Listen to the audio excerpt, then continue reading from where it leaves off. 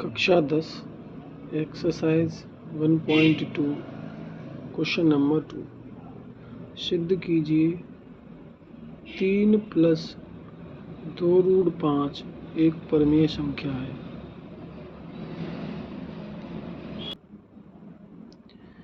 हम यहाँ मानते हैं कि माना 3 + 2√5 एक परमेय संख्या है और ये एक परमेय संख्या है, तो इसे हम P/Q के रूप में लिख सकते हैं।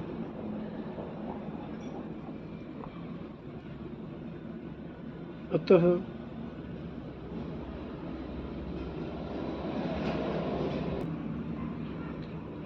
हम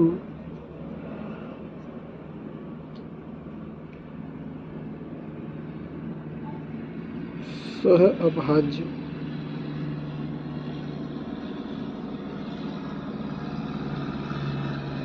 संख्याएं P/Q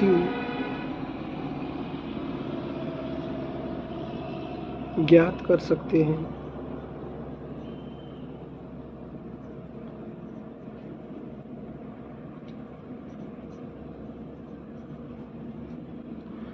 जहां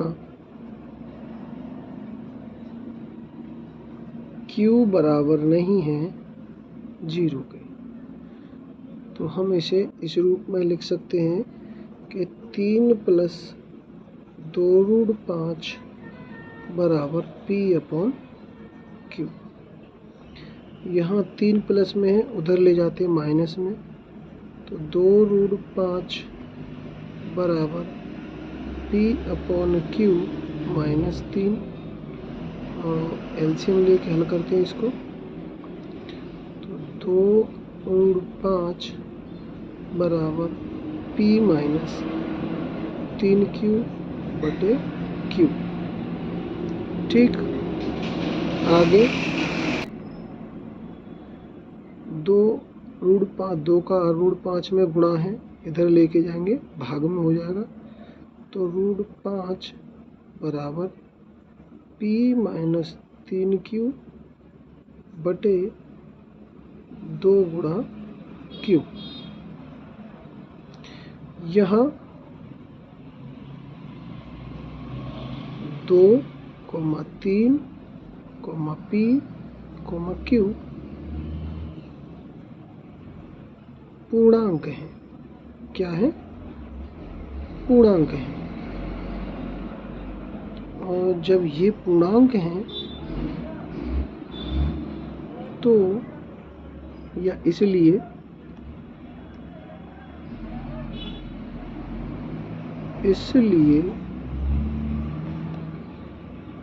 P - 3Q/2Q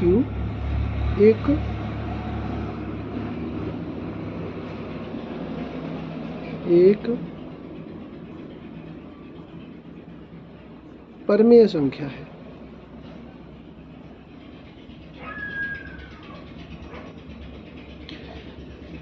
जब हमारी ये संख्या परमेय है और ये इसके बराबर है, ये भी परमेय हो गई, इसलिए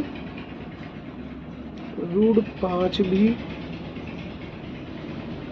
एक परमेय संख्या है।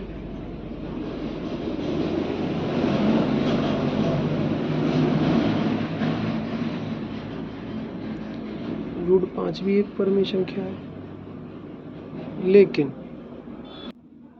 इससे हमें अतः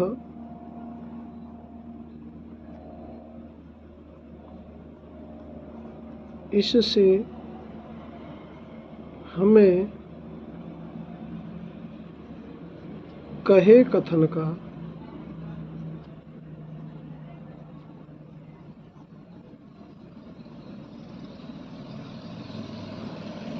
विरोधाभास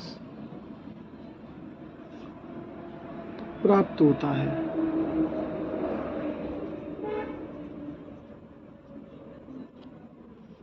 प्राप्त होता है। अतः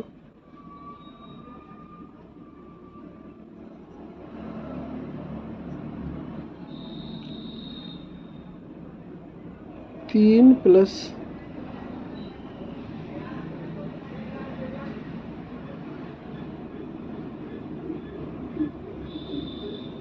दो रूट 5 एक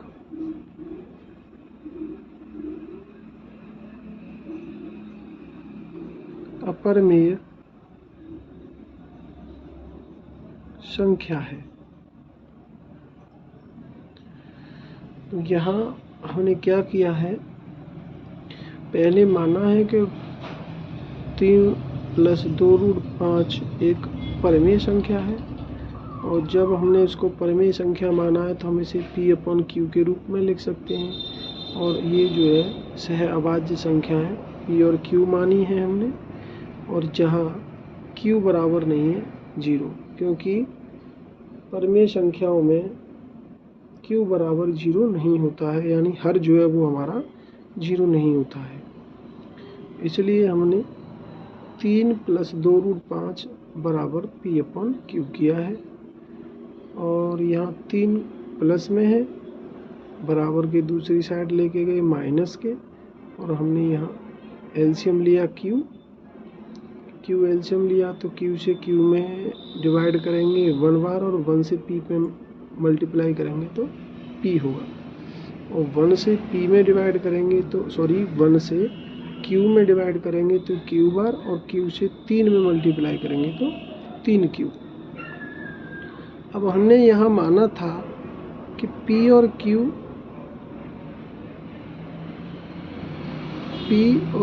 ज्ञात कर सकते हैं जहाँ सह अभाज्य संख्या है। हमने यहाँ सह अभाज्य माना था, और P, Q पूर्णांक हैं। ये भी माना हमने कि ये पूर्णांक है जहाँ Q बराबर नहीं है 0 के। तो हमने यहाँ P हमारा पूर्णांक है, Q भी हमारा पूर्णांक है, 3 भी हमारा पूर्णांक है, और 2 भी पूर्णांक है। तो हमारे ये सभी पूर्णांक हैं, तो P और Q पूर्णांक होंगे, इसलिए ये एक परिमेय संख्या है। और ये परिमेय संख्या है तो परिमेय के बराबर में रखी हुई संख्या भी परिमेय हुई। तो हमने ये भी यहाँ लिखा है कि ये एक परिमेय संख्या है, इसलिए रूट 5 भी एक परिमेय संख्या होगी।